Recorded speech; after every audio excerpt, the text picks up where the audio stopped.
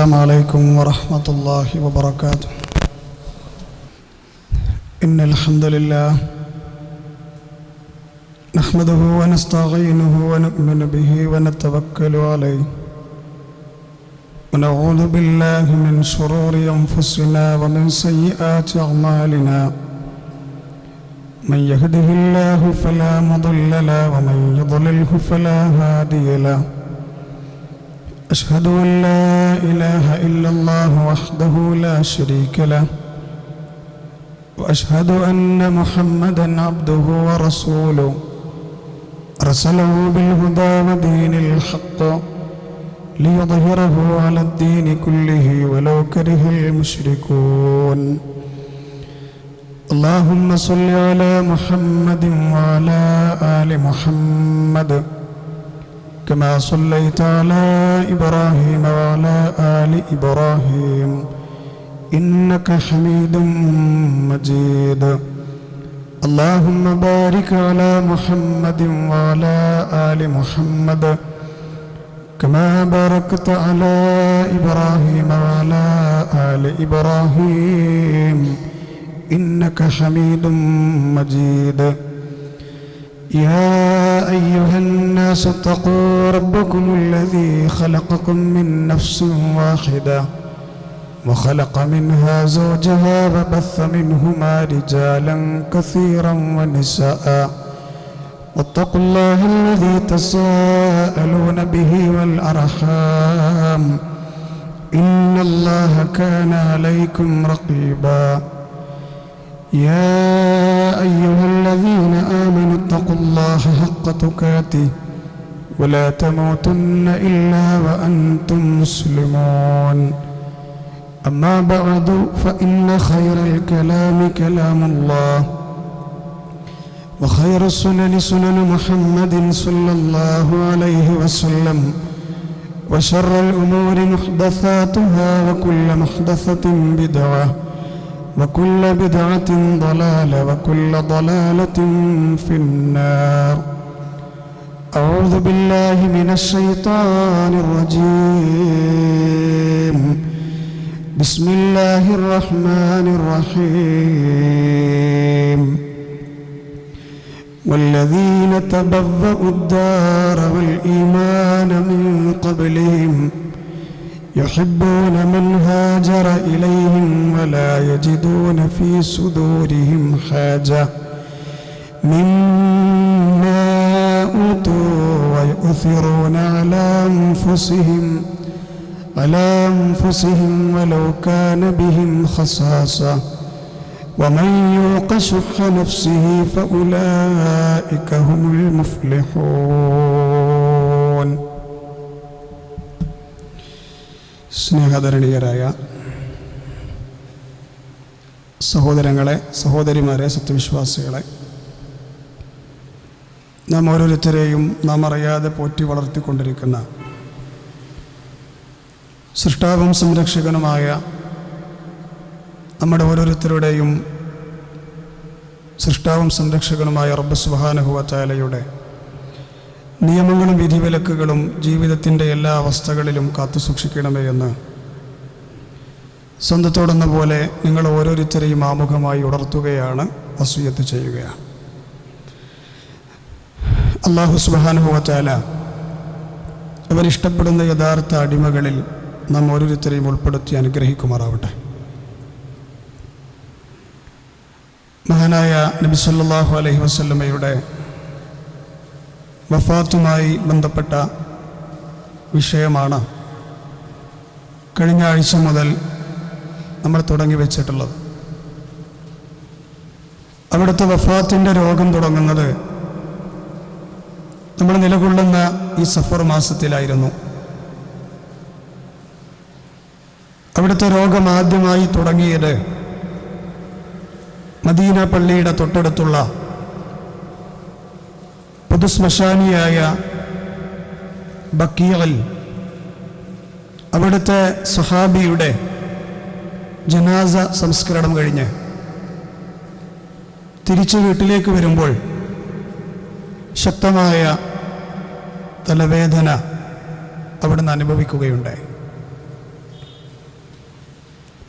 രോഗം ദിവസങ്ങൾ കഴിയുന്തോറും കൂടി വരികയായിരുന്നു.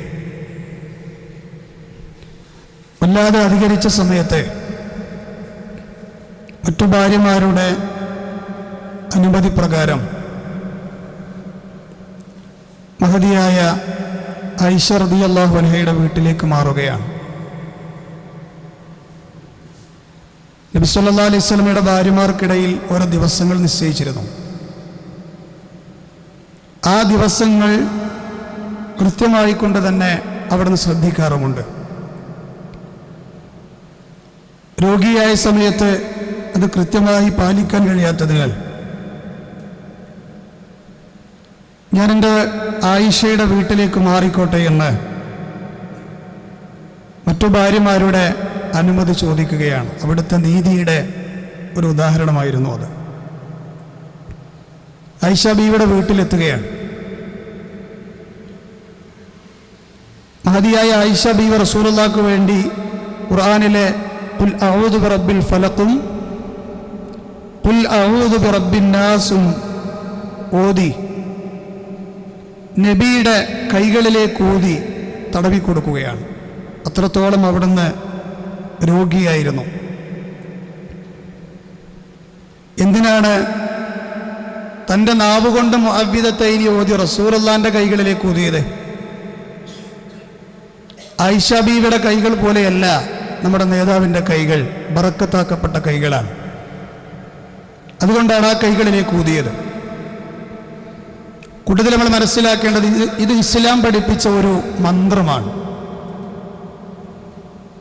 രോഗമോ മറ്റു പ്രയാസങ്ങളൊക്കെ ഉണ്ടാകുമ്പോൾ നടത്തേണ്ടുന്ന മന്ത്രമാണ് മുഅവ്വിദത്തൈൻ. ചില ആളുകളെങ്കിലും ഇത് അന്ധവിശ്വാസമാണ്, ശിർക്കാണ് എന്ന് പറഞ്ഞ് പരിഹസിക്കുന്നവരുണ്ട്. ഇസ്ലാമിക പ്രമാണങ്ങളിൽ സ്ഥിരപ്പെട്ടു വന്ന എല്ലാ മന്ത്രങ്ങളെയും നമ്മൾ അംഗീകരിക്കണം. ഇസ്ലാം എതിർക്കുന്നത് മന്ത്രങ്ങളെയല്ല, മന്ത്രവാദങ്ങളെയാണ്. അത് പഠിച്ച് മനസ്സിലാക്കുന്നതോടൊപ്പം നമ്മളത് പ്രാവർത്തികമാക്കുകയും ചെയ്യണം. കൂടുതൽ പഠിക്കാൻ ആഗ്രഹമുള്ളവർക്ക് വർഷങ്ങൾക്ക് മുമ്പ് മഹാനായ അമാനി മൗലവി റഹ്മത്തുള്ളാഹി അലൈഹി ഇറക്കിയിട്ടുള്ള മുഅവ്വിദത്തൈനിയുടെ തഫ്സീർ വായിച്ചാൽ, 4-ാം വാള്യത്തിൽ അതിൻ്റെ അവസാന വാള്യത്തിൽ കൂടെ തഫ്സീർ വായിച്ചാൽ കൂടുതൽ വിഷയങ്ങൾ നമുക്കതുമായി ബന്ധപ്പെട്ട് പഠിക്കാൻ പറ്റും. ദിവസങ്ങൾ ഓരോന്ന് മുന്നോട്ട് കഴിയും തോറും നമ്മുടെ നേതാവിൻ്റെ രോഗം കൂടുകയാണ്. എത്രത്തോളം എന്ന് ചോദിച്ചാൽ നമ്മുടെ ഉമ്മ പറയുന്നുണ്ട്, ആയിഷ ബീവി പറയുന്നുണ്ട്, മാ റഅയ്തു അഹദൻ അശദ്ദ അലൈഹി അൽ വജഅ മിൻ റസൂലില്ലാഹി സ്വല്ലല്ലാഹു അലൈഹി വസല്ലം. ഇത്രത്തോളം കഠിനമായ വേദന അനുഭവിച്ച ഒരാളെയും ഞാൻ കണ്ടിട്ടില്ല റസൂലുള്ളാഹി അല്ലാതെ എന്ന് പറയുകയുണ്ടായി. പനിയായിരുന്നു അധികമായിട്ടുണ്ടായിരുന്നത്. പുതച്ചു മൂടി കിടക്കുകയായിരുന്നു. അവിടുത്തെ പുതപ്പിൻ്റെ പുറത്ത് കൈകൾ വെക്കുന്നവർക്ക് പോലും പുറത്തേക്ക് ചൂടനുഭവപ്പെടുമാറുള്ള പനിയായിരുന്നു. അതിനെക്കുറിച്ചുകൊണ്ട് അബ്ദുല്ലാഹി ഇബ്നു മസ്ഊദ് റളിയല്ലാഹു അൻഹു പറയുന്നത് ഇങ്ങനെയാണ്: ദഖൽതു അലാ റസൂലില്ലാഹി സ്വല്ലല്ലാഹു അലൈഹി വസല്ലം, ഞാൻ അല്ലാഹുവിൻ്റെ റസൂലിൻ്റെ അരികിലേക്ക് ആ സമയത്ത് പ്രവേശിക്കുകയാണ്. വഹുവ യുഅഖു അഖൻ ശദീദ, അവിടത്തേക്ക് കഠിനമായ പനിയുണ്ട്. ഫമസിസ്തു ബിയദി, ഞാൻ എൻ്റെ കൈകൾ കൊണ്ട് റസൂലുള്ളാഹിന്റെ പൂമേനിയിലൊന്ന് തൊടുകയാണ്. എന്നിട്ട് ഞാൻ നബിയോട് പറഞ്ഞു, യാ റസൂലല്ലാഹ്, അല്ലാഹുവിൻ്റെ ദൂതരെ, ഇന്നക ലതുഅഖു അഖൻ ശദീദ, അങ്ങേക്ക് കഠിനമായ പനിയുണ്ടല്ലോ നബിയെ. ആ സമയത്ത് മെല്ലെ കണ്ണുകൾ തുറന്നവിടുന്ന് പറഞ്ഞു, അജല്ലതെ, ഇന്നി ഉഅഖു കമാ യുഅഖു റജുലാനി മിൻകും, നിങ്ങൾ രണ്ടുപേർക്ക് പനിക്കുന്ന പനിയാണ് ഞാനിപ്പോൾ അനുഭവിച്ചു കൊണ്ടിരിക്കുന്നത്. ദാലിക അന്ന ലക അജ്റൈൻ, ഇബ്നു മസ്ഊദ് തങ്ങൾ പറയുകയാണ്, നബിയേ, അങ്ങനെയാണെങ്കിൽ നിങ്ങൾക്ക് രണ്ടാളുടെ പ്രതിഫലം ലഭിക്കുമല്ലോ. സഹാബികളുടെ ചിന്ത പോകുന്നത് അങ്ങനെയാണ്. നിങ്ങൾക്ക് അങ്ങനെയാണെങ്കിൽ രണ്ടുപേരുടെ പ്രതിഫലം കിട്ടുമല്ലോ അല്ലേ നബിയേ? ആ സമയത്ത് ഹബീബ് പറഞ്ഞു, അതെ. എന്നിട്ട് അവിടുന്ന് ഇസ്ലാമിന്റെ ഒരു തത്വം ആ പ്രയാസം അനുഭവിക്കുന്ന സമയത്ത് പോലും പറഞ്ഞു തരികയാണ്, മാമിൻ മുസ്ലിമിൻ യുസീബുഹു അദം മിൻ മറലിൻ ഫമാ സിവാഹു ഇല്ലാ ഹത്തല്ലാഹു സയ്യിആതിഹി കമാ തഹത്തു ഷജറതു വറഖഹാ. ബുഖാരിയുടെ സ്വഹീഹിൽ വന്ന ഹദീസാണ്. മുസ്ലിമായ ഒരു മനുഷ്യനിൽ നിന്ന് ഏതൊരു പ്രയാസം ബാധിച്ചാലും, അവനെന്ത് കഷ്ടപ്പാടുകൾ ബാധിച്ചാലും അവനിൽ നിന്ന് പാപങ്ങൾ കൊഴിഞ്ഞു പോകുന്നതാണ്. ഏത് രൂപത്തിലാണ് പാപങ്ങൾ കൊഴിഞ്ഞു പോവുക? കമാ തഹത്തു ഷജറതു വറഖഹാ. ഒരു ഉണങ്ങിയ മരത്തിൽ നിന്ന് ഇലകൾ പൊഴിഞ്ഞു പോകുന്നത് പോലെ പാപങ്ങൾ കൊഴിഞ്ഞു പോകുന്നതാണ്. ആ പ്രയാസ സമയത്ത് പോലും ദീനിന്റെ നിയമങ്ങളെ കുറിച്ച് പഠിപ്പിച്ചു തരികയായിരുന്നു. അവിടുന്ന് ശ്രദ്ധിക്കേണ്ട ഒരു കാര്യമാണത്. നബി സല്ലല്ലാഹു അലൈഹി വസല്ലമയുടെ പനി അധികമായി വന്നപ്പോൾ, സമയം കഴിയുന്തോറും പനി കൂടി വരികയാണ്.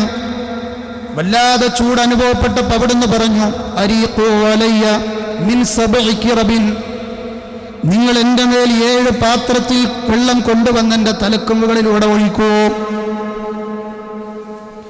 7 പാത്രത്തിൽ വെള്ളം കൊണ്ടുവന്ന് എൻ്റെ തലക്കുമുകളിലൂടെ ഒഴിക്കൂ. എന്തിനാണ് 7 എന്നുള്ള കണക്ക് പറഞ്ഞത്? അല്ലാഹു അലം. അതിനെക്കുറിച്ച് റസൂലുള്ളാഹി പറഞ്ഞു തന്നിട്ടില്ല. പള്ളിയിൽ പോയി സഹാബത്തിനെ കാണാനായിരുന്നു ആ റിസ്ക് എടുക്കുന്നത്. അവരുടെ കൂടെ നമസ്കരിക്കാനാണ് ആ റിസ്ക് എടുക്കുന്നത്. അതിനാണ് ശരീരത്തിന്റെ മൂർധാവ് മുതൽ വെള്ളമൊഴിക്കാൻ പറയുന്നത്. ആയിഷ ബീവി പറയുന്നുണ്ട്, ഞങ്ങൾ നബിയെ കുളിപ്പിക്കാൻ വേണ്ടി, വെള്ളമൊഴിക്കാൻ വേണ്ടി ഒരു ഭാഗത്തേക്ക് കൊണ്ടുപോവുകയാണ്.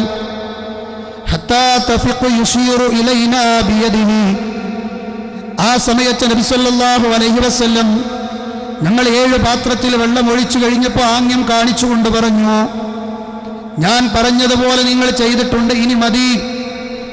ثم خرج إلى الناس. അവിടുന്ന് ആ പള്ളിയിലേക്ക് പുറപ്പെട്ടു പോവുകയാണ്. ജനങ്ങളെ കൂട്ടി നമസ്കരിക്കുകയാണ്.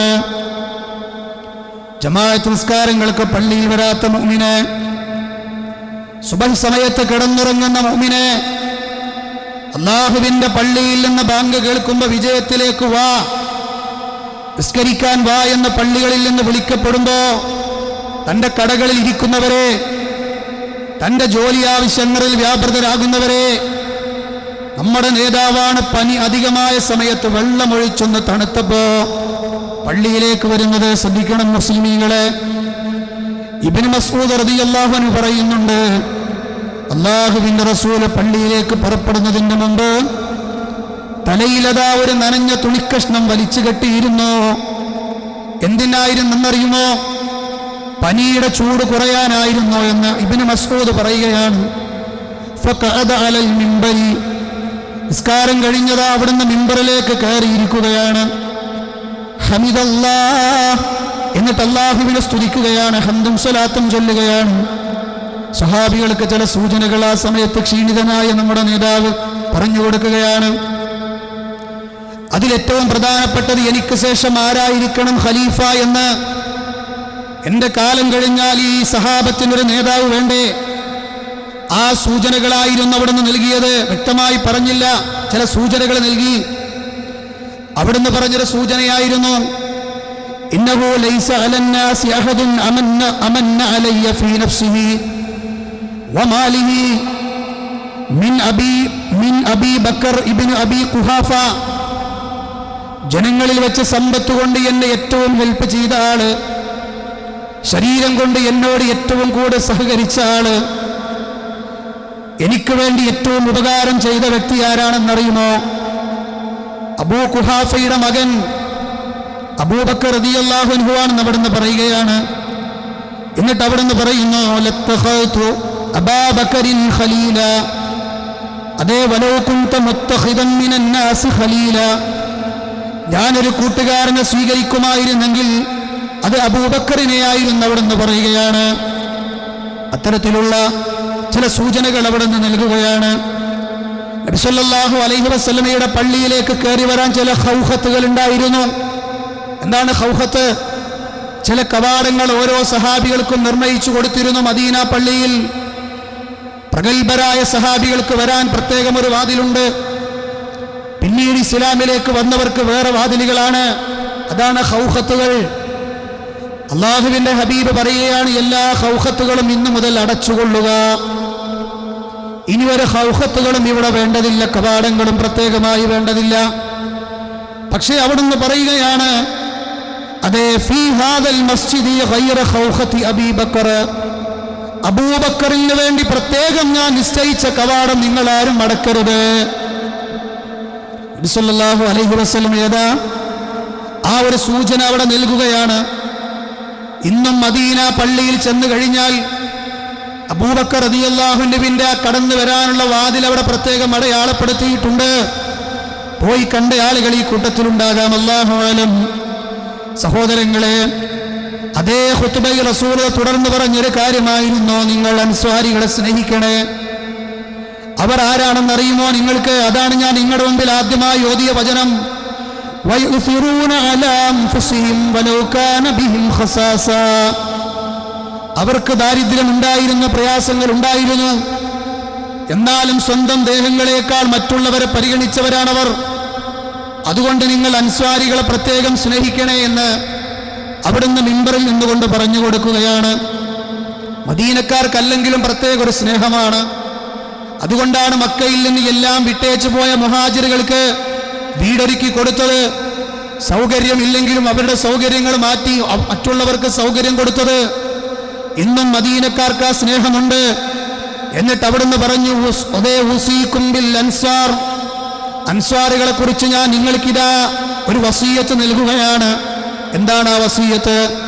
ഫഇന്നഹും ഖരീസി വഗൈബതി, അവർ എൻ്റെ ആളുകളാണ്, അവർ എൻ്റെ ആളുകളാണ്. വഖദ് ഖനതു വഖദ് ഖലതുല്ലദി അലൈഹിം, അവരുടെ മേലുള്ള ബാധ്യതകളെല്ലാം അവർ നിർവഹിച്ചു കഴിഞ്ഞിട്ടുണ്ട്. അൻസ്വാറുകളുടെ മേലുള്ള എല്ലാ ബാധ്യതകളും അവർ നിർവഹിച്ചിട്ടുണ്ട്. വബഖിയല്ലദി ലഹും, ഇനി നിങ്ങൾക്ക് അവരോട് ചില ബാധ്യതകളുണ്ട് എന്ന് അൻസാറുകളെ കുറിച്ചുകൊണ്ട് മുഹാജിറുകളോട് പറയാണ്. എന്നിട്ട് കൂട്ടത്തിൽ പറഞ്ഞ വാക്കാണ് ഹുബ്ബുൽ അൻസ്വാരി മിനൽ ഈമാൻ, മദീനക്കാരായ അൻസ്വാരികളെ സ്നേഹിക്കൽ ഈമാനിന്റെ ഭാഗമാണ്. അൻസ്വാരികളായ സഹാബികളെ സ്നേഹിക്കൽ ഈമാനിന്റെ ഭാഗമാണ്. സഹാബികളെ മോശമാക്കി പറയുന്നവർ, അവരെ മോശമായി കാണിക്കുന്നവർ ശ്രദ്ധിക്കേണ്ടെന്ന ഒരു മറുപടി വചനമാണിത്. നമസ്കാരത്തിന്റെ നേതൃത്വത്തിന് പോലും കഴിയാത്ത വന്നൊരവസ്ഥ അവിടുത്തെ ജീവിതത്തിലേക്ക് കടന്നു വരികയാണ്. പള്ളിയിലേക്ക് വരെ പോകാൻ കഴിയുന്നില്ല. ആയിഷ ബീവി പറയുന്നുണ്ട്, ജമാഅത്ത് നമസ്കാരത്തിന് പോകാൻ അതിയായ ആഗ്രഹമുണ്ട്, പക്ഷെ നടക്കുന്നില്ല. അല്ലാഹുവിന്റെ റസൂൽ വീട്ടിൽ നിന്നുകൊണ്ട് ഭാര്യമാരോട് ചോദിക്കുകയാണ്, അസ്വല്ലന്നാസ്, ജനങ്ങൾ നമസ്കരിച്ചോ? ഭാര്യമാരെ, ജനങ്ങൾ നിസ്കരിച്ചോ എന്ന് ചോദിക്കുകയാണ്. ഭാര്യമാര് പറഞ്ഞു, ഇല്ല നബിയേ. അവർ നിങ്ങളെ കാത്തിരിക്കുകയാണ്. അല്ലാഹുവിന്റെ റസൂൽ പറഞ്ഞു, എങ്കിൽ നിങ്ങളെങ്കിൽ ഒരു പാത്രത്തിൽ എൻ്റെ മുമ്പിലേക്ക് വെള്ളം കൊണ്ടുവരൂ. നബി സല്ലല്ലാഹു അലൈഹി വസല്ലമ കൊണ്ടുവരപ്പെട്ട വെള്ളം കൊണ്ട് കുളിക്കുകയാണ്. ഫദഹബ യദാ, പള്ളിയിലേക്ക് പോകാൻ നിൽക്കുകയാണ്. പക്ഷേ ലിയനോ, വേദന സഹിച്ച് പള്ളിയിലേക്ക് പോകാൻ വേണ്ടി നിൽക്കുമ്പോ ഫഉമിയ അലൈ, അവിടുന്ന് അതാ ബോധരഹിതനായി മറിഞ്ഞു വീഴുകയാണ്. ബോധം കെട്ട് മറിഞ്ഞു വീഴുകയാണ്. കുറച്ച് സമയം കഴിഞ്ഞപ്പോൾ ബോധം കടന്നു വരികയാണ്. വീണ്ടും ബോധം വന്നപ്പോൾ ആദ്യം ചോദിച്ച അതേ ചോദ്യമാണ്, അസ്വല്ലന്നാസ്, ജനങ്ങൾ നമസ്കരിച്ചോ എന്നുള്ളതാണ്. ഹൽ അദ്ദേഹം യന്തളിറൂനക യാ റസൂലല്ലാഹ്, നബിയെ അവർ നിങ്ങളെ കാത്തിരിക്കുകയാണ്, നിങ്ങളെ വെയിറ്റ് ചെയ്തിരിക്കുകയാണ് നബിയെ, നിങ്ങളുടെ സഹാബത്ത്. റസൂലുള്ള വീണ്ടും പറഞ്ഞു, എങ്കിൽ നിങ്ങൾ വെള്ളം പെട്ടെന്ന് കൊണ്ടുവരൂ. അവിടുന്ന് വെള്ളം ഒഴിച്ചു ഡ്രസ്സ് മാറ്റിയിട്ട് പള്ളിയിലേക്ക് പോകാൻ നിൽക്കുമ്പോ വീണ്ടും അതാ ബോധം കെട്ട് വീഴുകയാണ്. ബോധം വന്നപ്പോ മൂന്നാമതും ചോദിച്ചു, വസല്ലന്നാസ്, ജനങ്ങൾ നമസ്കരിച്ചോ? സുബ്ഹാനല്ലാഹ്, എന്തൊരു മനുഷ്യനാണ്! എത്രത്തോളമാണ് ജമാഅത്ത് നമസ്കാരത്തെ സ്നേഹിച്ചത്! എത്രത്തോളമാണ് പള്ളിയിലെത്തി ജമാഅത്ത് നമസ്കരിക്കാൻ ആഗ്രഹിച്ചത്? മുസ്ലിമെ ശ്രദ്ധിച്ചോ. ജനങ്ങൾ പറയുന്നുണ്ട്, ജനങ്ങൾ നമസ്കരിച്ചുവോ എന്ന് ചോദിക്കുകയാണ്. അപ്പോഴും ഭാര്യമാര് പറഞ്ഞു, നബി, അവർ നിങ്ങളെ കാത്തിരിക്കുകയാണ്. റസൂലുള്ളാഹി അപ്പോഴും പറഞ്ഞത്, എങ്കിൽ വെള്ളം കൊണ്ടുവന്നു വരൂ, ഞാനൊന്ന് കുളിക്കട്ടെ. അല്ലാഹുവിന്റെ റസൂൽ മൂന്നാമതും കുളിക്കുകയാണ്. പള്ളിയിലേക്ക് പോകാൻ നിൽക്കുമ്പോൾ അതാ ഫഉഗ്മിയ അലൈഹി, അവിടുന്ന് വീണ്ടും തളർന്നു വീഴുകയാണ്. കുറെ സമയം കഴിഞ്ഞിട്ടും നബിയെ പള്ളിയിലേക്ക് കാണാതെ വന്നപ്പോ സഹാബത്തിന്റെ അവസ്ഥ എന്താണ്? മദീന പള്ളിയിൽ വന്നാസു ഹുഖൂഖുൻ ഫിൽ മസ്ജിദി യൻതസിറൂന റസൂലല്ലാഹി ലിസ്വലാത്തിൽ ഇശാ. ഇശാ നമസ്കാരത്തിന് നബി വരും, ഞങ്ങളെ ഹബീബ് ഇവിടെ വരും, നബി വരും എന്ന് പ്രതീക്ഷിച്ച് ഒരുപാട് നേരം വീട്ടിൽ പോകാതെ റസൂലുള്ളാഹിനെ കാത്തിരിക്കുകയാണവർ. ഫഅർസല റസൂലുള്ളാഹ്, കുറച്ചു കഴിഞ്ഞപ്പോൾ റസൂലുള്ളാഹി ഒരാളെ പറഞ്ഞയക്കുകയാണ്. എന്താണ് പറഞ്ഞയക്കുന്നത്? ഇനി എനിക്ക് പോകാൻ കഴിയില്ല എന്ന് അവിടുന്ന് ബോധ്യമാവുകയാണ്. അതേ, അബൂബക്കർ റളിയല്ലാഹു അൻഹുവിനെ കൂട്ടി നിസ്കരിക്കാൻ വേണ്ടി ഒരാളെ പറഞ്ഞയക്കുകയാണ്. അബൂബക്കർ റളിയല്ലാഹു അൻഹുവിനെ കൂട്ടി നിസ്കരിച്ചു കൊള്ളാൻ പറയുക, എനിക്ക് എത്താൻ സാധ്യമല്ല. അബൂബക്കർ റളിയല്ലാഹു അൻഹു ആരായിരുന്നു നിങ്ങൾക്കറിയോ? വകാന റജുലൻ റഖീഖ, ഒരു ലോലഹൃദയനായിരുന്നു. അബൂബക്കർ റളിയല്ലാഹു അൻഹു പറയുന്നുണ്ട്, ആരോട്? ഈ ദൗത്യം അദ്ദേഹത്തെ റസൂലുള്ളാഹി ഏൽപ്പിച്ചപ്പോൾ, ഒരു ദൂതൻ വഴി അദ്ദേഹത്തെ ഏൽപ്പിക്കപ്പെട്ടപ്പോൾ അദ്ദേഹം ഉമർ തങ്ങളോട് പറഞ്ഞൊരു വാക്കെന്തറിയോ? സുല്ലി ബിന്നാസ്, ഉമറെ നിങ്ങളൊന്ന് ഇമാമുക്കോ. അബൂബക്കർ റളിയല്ലാഹു അൻഹു ഓതാൻ അറിഞ്ഞിട്ടൊന്നുമല്ല, അദ്ദേഹത്തിന് ഇമാമെന്ന് വലിയ ആളാകാൻ അറിയാഞ്ഞിട്ടല്ല, അതൊന്നും ആഗ്രഹിച്ചില്ല. കാരണം എന്താ അറിയോ? ഓത്തു തുടങ്ങിയാൽ ലോല ഹൃദയനായതുകൊണ്ട് അദ്ദേഹം കരഞ്ഞു പോകും, ഓതി തീർക്കാൻ കഴിയില്ല. അതുകൊണ്ട് ഉമർ തങ്ങളോട് പറഞ്ഞു, നിങ്ങൾക്ക് പറ്റുമോ? അപ്പൊ അദ്ദേഹം പറഞ്ഞു, അൻത അഹഖ ബിദാലിക്. ഉമർ റളിയല്ലാഹു അൻഹു പറയുകയാണ്, അങ്ങാണ് അതിനർഹൻ, അങ്ങ് മാത്രമാണ് അതിനർഹൻ. അങ്ങനെ അബൂബക്കർ റളിയല്ലാഹു അൻഹു നിർബന്ധിതനായി ഇമാം നിൽക്കുകയാണ്. കുറച്ച് ദിവസങ്ങളായി ഇമാമത്ത് ആവർത്തിച്ച് മുന്നോട്ട് പോവുകയാണ്. ഇതിൽ നിന്ന് നമുക്ക് കിട്ടുന്ന മറ്റൊരു പാഠമുണ്ട്. അതെന്താണെന്നറിയുമോ? അത്രയും പ്രതിസന്ധി ഉണ്ടായപ്പോഴും പള്ളി നമസ്കാരം എന്നായിരുന്നു നമ്മുടെ നേതാവിന്റെ ചിന്ത. ഞാൻ വീണ്ടും ആദ്യം പറഞ്ഞത് ആവർത്തിക്കുകയാണ്, ജമാഅത്ത് നിസ്കാരത്തിന് വില കൽപ്പിക്കാത്തവരെ ഈ കൂട്ടത്തിൽ അങ്ങനെയുള്ളവരുണ്ടോ? നമ്മുടെ ഹബീബിനെ കാണണ്ടേ നാളെ? നമ്മുടെ നേതാവിന്റെ പേര് പറഞ്ഞ് നടന്നാൽ മതിയോ? അല്ലാഹുവിന്റെ റസൂലിന്റെ ജീവിതത്തിൽ ഉണ്ടായിരുന്ന ഏറ്റവും വലിയ ക്വാളിറ്റിയായിരുന്നു അവിടുന്ന് കൃത്യമായി പള്ളിയിലെത്തിയിരുന്നു എന്നുള്ളത്. ഇപ്പോഴും നമ്മളെ ഉമ്മത്തിൽ ചില ആളുകൾ പറയുന്നില്ലേ, നമ്മളെ ചില ആളുകൾ നിസ്കരിക്കാതിരിക്കണ കണ്ട ഓല് പറയും, ഓലൊന്നും നിസ്കരിക്കണില്ല എന്ന് പറയരുത്. അവരൊക്കെ നിസ്കരിക്കുന്നുണ്ട്, ഹറമിലായിരിക്കും, ബൈത്തുൽ മുഖദ്ദസിലായിരിക്കും, മദീന പള്ളിയിലായിരിക്കും. കാരണം അയാൾ കോഴിക്കോട്ടുകാരനാണെങ്കിലും കാസർഗോട്ടുകാരനാണെങ്കിലും അവരൊക്കെ വലിയ ഔലിയാക്കളാണ്, 40 ബോഡിയുള്ളവരാണ്. അതുകൊണ്ട് അവരെ പരിഹസിക്കണ്ട.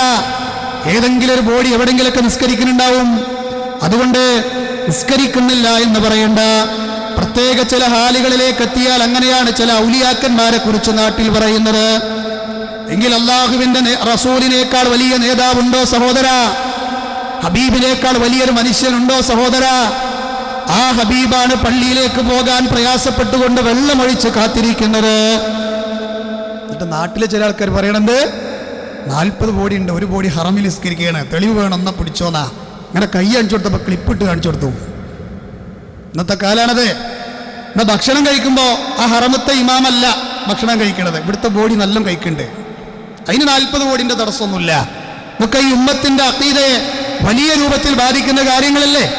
ഇതല്ലേ പറഞ്ഞുകൊണ്ട് ഇതിനെവിടെ അടിസ്ഥാനം സഹോദരങ്ങളെ? ഇതൊക്കെ ഈ വിഷയങ്ങളിൽ നമ്മൾ മനസ്സിലാക്കേണ്ട കാര്യമാണ്. അബൂബക്കർ റളിയല്ലാഹു അൻഹുവിനെയും ഉമർ റളിയല്ലാഹു അൻഹുവിനെയും കുറിച്ച് ഷിയാക്കൾ പറഞ്ഞുകൊണ്ടിരിക്കുന്നത് എന്താണ്? അവരൊക്കെ അധികാരമോഹികളായിരുന്നു. അവർക്കുമുള്ള മറുപടി ഇതിലുണ്ട്. അധികാരമോഹിയായിരുന്നു ഉമറും അബൂബക്കറും ഒക്കെ എങ്കിൽ അവർ ആ ചാൻസ് ഉപയോഗപ്പെടുത്തേണ്ടിയിരുന്നു. ഏത്?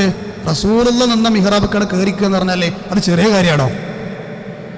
നബി സല്ലല്ലാഹു അലൈഹി വസല്ലം നിസ്കരിച്ച മിഹ്റാബിലേക്ക് ഒന്ന് കയറി നിൽക്കാൻ, ഇമാമ നിൽക്കാൻ ചാൻസ് കിട്ടുക എന്ന് പറഞ്ഞാൽ അത് ചെറിയ കാര്യമില്ല. പക്ഷെ അവരൊക്കെ പരമാവധി ആ നേതൃത്വത്തിൽ നിന്ന് മാറാനാണ് ശ്രമിച്ചത്. എന്താ കാരണം? അപ്പൊ ഷിയാക്കൾ പറഞ്ഞുകൊണ്ടിരിക്കണം എന്താ, അലിയുടെ അധികാരം തട്ടിയെടുത്ത കള്ളന്മാരാണ് അബൂബക്കറും ഉമറും എന്ന് പറയുന്ന കള്ളന്മാരോട് നമുക്ക് പറയാനുള്ളത്, അവരൊരിക്കലും അധികാരമോഹികളായിരുന്നില്ല. അത് ഈ സംഭവത്തിൽ നമുക്ക് മനസ്സിലാവും. ആയിഷ റളിയല്ലാഹു അൻഹ പറയുന്നില്ലേ, നബി സല്ലല്ലാഹു അലൈഹി വസല്ലമ നബിയോട് വന്ന് പറയും, നബി നിങ്ങൾ എൻ്റെ ഉപ്പാനെ ഇമാമത്ത് സ്ഥാനത്ത് നിന്ന് മാറ്റണം. ഞാൻ അബൂബക്കർ റളിയല്ലാഹു അൻഹുവിനോടൊപ്പം ഇമാമം. എന്താ ഈമല്ലാത്തോണ്ടാ? നബി നിങ്ങളെ കയറുന്ന സ്ഥലത്തേക്ക് കയറാൻ പറ്റിക്കാത്ത ആളാണോ? പറ്റാത്തത് കൊണ്ടാണോ? അതൊന്നും കൊണ്ടൊന്നല്ല ആയിഷ ബീവി പറഞ്ഞ്. ആയിഷ ബീവി അബൂബക്കർ റളിയല്ലാഹു ആരാണ്? മോളാൻ, സ്വന്തം മോളാൻ, നബിയുടെ ഭാര്യയാണ്. നബിയോട് പറയും, ഉപ്പാ നിങ്ങൾ മാറ്റേണ്ടി വരും, കാരണം ഉപ്പാക്ക് ഓതി തീർക്കാൻ കഴിയില്ല നബിയെ. ഇന്നഹു റജുലുൻ റഖീഖ്, അദ്ദേഹം ഒരു സോഫ്റ്റായ ഹൃദയത്തിന്റെ ഉടമയാണ്. ഇദാ ഖാമ മഖാമക്, നബിയെ താങ്കൾ നിന്ന സ്ഥാനത്ത് കയറി നിൽക്കാൻ അദ്ദേഹത്തിന് കഴിയില്ല. അതുകൊണ്ട് ഉപ്പാനങ്ങളൊന്ന് മാറ്റിക്കൊടുക്കുമെന്ന് ചോദിച്ചു. അപ്പം അള്ളാഹുവിൻ്റെ റസൂൽ സല്ലല്ലാഹു അലൈഹി വസല്ലം ആയിഷ ബീവിയോട് പറയാണ്, ഞാൻ കൽപ്പിച്ചത് പ്രാവർത്തികമാക്കുക. ഇതിലൊക്കെ ചില സൂചനകളുണ്ടായിരുന്നു. എന്താണ്? അബൂബക്കറാണ് അടുത്ത പിൻഗാമിയായി വരേണ്ടത് എന്നുള്ള സൂചനകളൊക്കെ ഇതിലുണ്ടായിരുന്നു. എന്താ വേറെ ആരും നബി ഏൽപ്പിച്ചില്ല? ആയിഷ ബീവിയും മറ്റുള്ളവരൊക്കെ അങ്ങനെ പറഞ്ഞിട്ട് നബി എൻ്റെ അദ്ദേഹത്തെ മാറ്റാതിരുന്ന്. അദ്ദേഹം റസൂലുള്ള അവസാനം പറഞ്ഞെന്താ നിങ്ങള്, എന്റെ കൽപ്പനയാണത്, അത് നിർവഹിക്കാൻ പറയൂ അദ്ദേഹത്തോട് എന്നാ പറഞ്ഞത്. കുറച്ച് കർക്കശമായിട്ട് ആയിഷ ബീവി വല്ലാതെ നിർബന്ധിച്ചു. റസൂലുള്ള പറയണത്, യൂസുഫ് നബി അപകടത്തിലാക്കാൻ ശ്രമിച്ച പെണ്ണുങ്ങളുടെ പാരമ്പര്യക്കാരല്ലേ നിങ്ങൾ വല്ലാതെ വർത്താനം പറയണ്ട, ഞാൻ പറഞ്ഞത് കേട്ടാൽ മതി എന്നാണ് ആര് പറഞ്ഞത്? നബി സല്ലല്ലാഹു അലൈഹി വസല്ലം ആ സമയത്ത് പറഞ്ഞത്. ഇങ്ങനെ ധാരാളം പ്രാവശ്യം ആവർത്തിച്ചതിന് ശേഷമാണ് അബൂബക്കർ റളിയല്ലാഹു അൻഹു വീണ്ടും ഇമാമത്ത് സ്ഥാനത്തേക്ക് കയറി നിന്നത് എന്നുള്ളതാണ് സഹോദരങ്ങളെ. ഇതൊക്കെ അവിടുത്തെ ജീവിതത്തിൻ്റെ അവസാന സമയങ്ങളിൽ ഉണ്ടായിരുന്ന ശ്രദ്ധേയമായ, നമ്മുടെ ജീവിതത്തിൽ പകർത്താൻ ഉതകുന്ന രൂപത്തിലുള്ള സന്ദേശങ്ങളാണ്. നമ്മുടെ ഹബീബിനെ ജീവനേക്കാൾ സ്നേഹിക്കുന്ന, അല്ലേ, അള്ളാഹുവിൻ്റെ റസൂലിനെ കൃത്യമായി പിൻപറ്റുന്ന യഥാർത്ഥ പ്രവാചക സ്നേഹികളിൽ അള്ളാഹു എന്നെയും നിങ്ങളെ ഓരോരുത്തരെയും ഉൾപ്പെടുത്തി അനുഗ്രഹിക്കുമാറാവട്ടെ.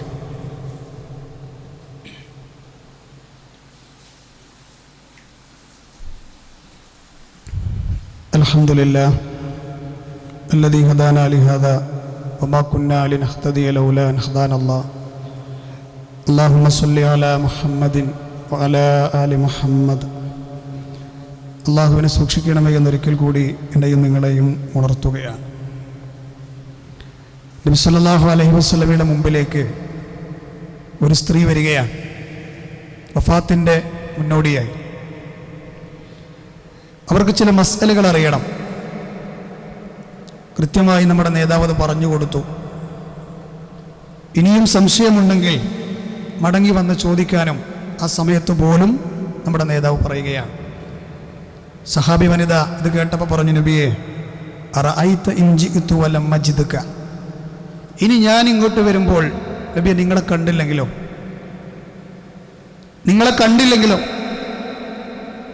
അവർ ഉദ്ദേശിച്ചത് കഅന്നഹ തുരീദുൽ മൗത്ത്, നബി നിങ്ങൾ ഈ ലോകത്ത് നിന്ന് വിട പറഞ്ഞ് പോകുന്നൊരവസ്ഥയിലായിരിക്കും ഞാൻ വരുന്നതെങ്കിലോ, കാണാൻ പറ്റിയില്ലെങ്കിലോ. അപ്പോൾ റസൂലുള്ളാഹി പറഞ്ഞു, എന്നെ കണ്ടില്ലെങ്കിൽ ബേജാറാവണ്ട, ഇല്ലം തജിദീനി ഫഅതി അബൂബക്കർ, നിങ്ങൾക്ക് എന്ത് ഡൗട്ടുകളുണ്ടെങ്കിലും എൻ്റെ അനുചരനായ അബൂബക്കറിനെ സമീപിച്ചുകൊള്ളുക. ഈ ഹദീസുകൾ ഉദ്ധരിച്ച പണ്ഡിതന്മാർ പറയുന്നത് ഇതൊക്കെ അടുത്ത റസൂലുള്ളാഹിയുടെ ഖലീഫ ആരാകണമെന്നുള്ളതിനുള്ള ചില സൂചനകളായിരുന്നു എന്നുള്ളതാണ്. സഹാബത്ത് അദ്ദേഹത്തിന് ബൈഅത്ത് ചെയ്തിരുന്ന സമയത്ത് പറഞ്ഞില്ലേ, ഇത് ഹുമാ ഫിൽ ഗാർ, ഗുഹയിൽ ഹിജറ പോകുന്ന വേളയിൽ ഗുഹയിൽ നബിയുടെ കൂടെ ഉണ്ടായിരുന്ന ആൾ നിങ്ങളല്ലേ എന്ന് പറഞ്ഞുകൊണ്ടായിരുന്നത്രേ അബൂബക്കറിൻ്റെ ബൈഅത്ത് വരെ ആ സമയത്ത് ചെയ്തിരുന്നത് എന്നുള്ളതാണ്. ഇതൊക്കെ പറഞ്ഞിട്ട് നബി സല്ലല്ലാഹു അലൈഹി വസല്ലം അവസാനം പറഞ്ഞ വാക്കുകളിൽപ്പെട്ട ഒന്നും തരുന്നു നിങ്ങൾ, അല സമൂഹമേ നിങ്ങൾ അറിയണം, വഇന്ന മൻ കാന ഖബലകും കാനു യത്തഖിദൂന ഖുബൂറ അംബിയാഇഹിം വസാഹിബിഹിം മസാജിദ്. ജൂത ക്രിസ്ത്യാനികൾ അവരുടെ അമ്പിയാക്കന്മാരുടെ ഖബറുകളെ ആരാധനാ കേന്ദ്രമാക്കുന്നത് പോലെ അവർ ആക്കിയിട്ടുണ്ടെന്ന് നിങ്ങൾ അറിയണം. അതുപോലെ നിങ്ങൾ എന്ത് ചെയ്യരുത്, ഫലാ തത്തഖിദുൽ ഖുബൂറ മസാജിദ, നിങ്ങൾ നിങ്ങളുടെ ഖബറുകളെ, അത് എത്ര വലിയ മഹാനാണെങ്കിലും അല്ലെങ്കിലും എന്ത് ചെയ്യരുത്, ഫലാ തത്തഖിദുൽ ഖുബൂറ മസാജിദ, നിങ്ങൾ അങ്ങനെ ചെയ്യരുത്. ഫഇന്നി അൻഹാകും അൻ ദാലിക്, ഞാനത് നിങ്ങളോട് വിരോധിക്കുകയാണ്. ഖബറിങ്കൽ ചെന്നുകൊണ്ട് ആരാധനകൾ നിർവഹിക്കുക, ഖബറാളിയോട് ഇസ്തിഗാസ ചെയ്യുക, ഖബറാളിയോട് വിളിച്ചു തേടുക, ഖബറിന്റെ മുന്നിൽ ചെന്ന് തവാഫ് ചെയ്യുക, ഖബറിന്റെ മുന്നിൽ ചെന്നുകൊണ്ട് അതുപോലെയുള്ള ആരാധനാകർമ്മങ്ങൾ നിർവഹിക്കുക, ഇതൊക്കെ റസൂലുള്ള വഫാത്തിന്റെ സമയത്ത് തന്നെ ആവർത്തിച്ചു പറഞ്ഞ കാര്യമാണ്. ആയിഷ ഉമ്മ പറയുന്നുണ്ട്, അവിടുത്തെ ഉമ്മ, നമ്മുടെ ഉമ്മയായ ആയിഷ ബീവിയാണ് അവസാന സമയത്തുള്ള ഏതാണ്ട് കാര്യങ്ങളൊക്കെ പറഞ്ഞത്. കാരണം റസൂലുള്ളാഹിന്റെ അവസാന ദിനങ്ങൾ ഓല റൂമിലായിരുന്നു, നമ്മുടെ ഉമ്മയുടെ റൂമിലായിരുന്നു. പനി കഠിനമായപ്പോൾ അള്ളാഹിന്റെ റസൂൽ ആ പുതപ്പും എല്ലായിടത്ത് തലമക്കൂടി ഇട്ടു ഇത്രേ. പനി കൂടിയപ്പോഴേ മുഖം മറച്ചു കിടക്കുകയാണ്. പക്ഷേ ആ സമയത്തും അതാ ശ്വാസം മുട്ടുന്നുണ്ട്. ശ്വാസം പോകുമ്പോൾ റസൂലുള്ളാഹിന്റെ മുഖത്ത് നിന്ന് അവിടുന്ന് തന്നെ പുതപ്പ് നീക്കുകയാണ്. പുതപ്പ് നീക്കിയിട്ട് അവിടുന്ന് പറഞ്ഞ വാക്കായിരുന്നു, ലഅനത്തുല്ലാഹി അലൽ യഹൂദി വന്നസ്വാറ ഇത്തഖദൂ ഖുബൂറ അംബിയാഇഹിം മസാജിദ. ജൂത ക്രിസ്ത്യാനികളെ അല്ലാഹു ശപിച്ചിരിക്കുന്നു. അവർ അവരുടെ അമ്പിയാക്കന്മാരുടെ ഖബറുകളെ ആരാധനാ കേന്ദ്രമാക്കി. ഔലിയാക്കന്മാര് മേലാണ് അമ്പിയാക്കന്മാര്, സംശയമില്ലല്ലോ. അതിനെ വരെ റസൂൽ എതിർത്തു, എന്നിട്ടല്ല ഔലിയാക്കന്മാര്. എന്തിനാ റസൂൽ അത് പറഞ്ഞതെന്നോ ആയിഷ ബീവി പറയുന്നു. എന്തിനാ വഫാത്ത് സമയത്ത് ഇങ്ങനെ പറഞ്ഞത്? യുഹദ്ദിറു, അവിടുന്ന് ഈ ഉമ്മത്തിനെ പേടിപ്പെടുത്തിയതാണ്. എന്ത് പേടി? മിസ്ലല്ലദീ സ്വനഊഹു, അവർ ചെയ്തതുപോലെ നിങ്ങൾ ചെയ്യാതിരിക്കാൻ, ഖബർ കെട്ടിപ്പൊക്കാതിരിക്കാൻ, അവിടെ ചെന്ന് ആരാധന നിർവഹിക്കാതിരിക്കാൻ. നിങ്ങൾ പറയുന്നത് കേട്ടിട്ടില്ലേ? അള്ളാഹിനോട് ചോദിക്കുന്ന എന്തും മഹാന്മാരോട് ചോദിക്കാന്നപ്പ പറഞ്ഞുകൊണ്ടിരിക്കണേ. സ്വർഗം വേണോ? ഔലിയനോട് ചോദിച്ചോ. രോഗം മാറണോ?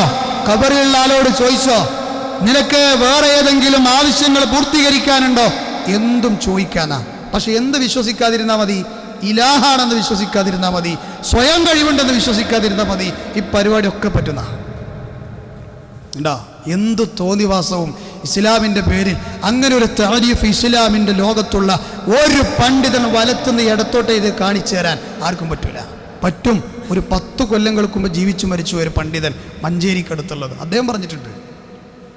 മനസ്സിലായോ സഹോദരങ്ങളെ? ആ തഅരീഫിലൂടെ സംഭവിച്ചതെന്നാൽ ലോകത്തുള്ള ഈ കേരളത്തിലെ മുഅ്മിനീങ്ങളാകുന്ന ഉമ്മമാരുടെ, സഹോദരങ്ങളുടെ പരലോകം ശാശ്വതമായി നഷ്ടപ്പെടുത്തുകയല്ലേ? അല്ലാഹുവിന്റെ റസൂല പറയുന്നത്, ഖാതലല്ലാഹുൽ യഹൂദ വന്നസ്വാറ, യഹൂദികളെയും നസ്വാറാക്കളെയും അല്ലാഹു ശപിക്കട്ടെ. എന്താ കാരണം? പ്രധാന കാരണം എന്താ? അമ്പിയാക്കന്മാരുടെ ഖബറുടെ ആരാധനാ കേന്ദ്രമാക്കി. ശ്രദ്ധിക്കേണ്ട കാര്യമാണ്. ഇതൊക്കെ അവസാന സമയത്തെങ്കിലും, എത്ര ഇഷ്ടമല്ലാത്ത പിതാക്കന്മാരാണെങ്കിലും മക്കൾ ഉപ്പാരെ അവസാനം പറഞ്ഞെങ്കിലും കേൾക്കും, അവസാന സമയത്ത് പറഞ്ഞെങ്കിലും കേൾക്കൂലേ? നബി സല്ലല്ലാഹു അലൈഹി വസല്ലമ അവിടുത്തെ വഫാത്ത് സമയത്ത് പറഞ്ഞതാണ് ഈ കാര്യങ്ങൾ. എന്നിട്ട് ചില കേന്ദ്രങ്ങളൊക്കെ വലിയ ആരാധനയുടെ, ആത്മീയതയുടെ നിർവൃതികളാക്കി മാറ്റിയിട്ട് അവിടേക്ക് ആളുകളെ കറാമത്തുകൾ പറഞ്ഞ് വിളിച്ച് എന്തും ചോദിച്ചോ എന്ന് പറയുമ്പോൾ അന്ന് പറഞ്ഞത് ഇന്ന് സംഭവിച്ചോ? ഒരവരി പോലുള്ള സഹോദരങ്ങളെ, അത്തരം ഒരു ഖബറുകൾ കെട്ടിപ്പൊക്കി ഇസ്ലാമിൽ ആരാധനകൾ നിർവഹിക്കാൻ ഖബറുടെ മതിന് പറ്റിയ സ്ഥലമല്ല. അങ്ങനെയായിരുന്നെങ്കിൽ നിങ്ങൾ ബക്കീയിൽ ചെന്ന് നോക്കുകയാണെങ്കിൽ ഒറ്റ സഹാബത്തിൻ്റെ ഖബർ കാണൂല, ചരലിലിങ്ങനെ വിരിച്ചു വെച്ചിരിക്കുകയാണ്. അത്ര ഉള്ളൂ. ഒരാൾ ചെയ്ത ധർമ്മവും അധർമ്മവും അനുസരിച്ച് ഖബറിൽ അനുഭവിക്കുക, അതിൻ്റെ അപ്പുറത്തൊന്നുമില്ല.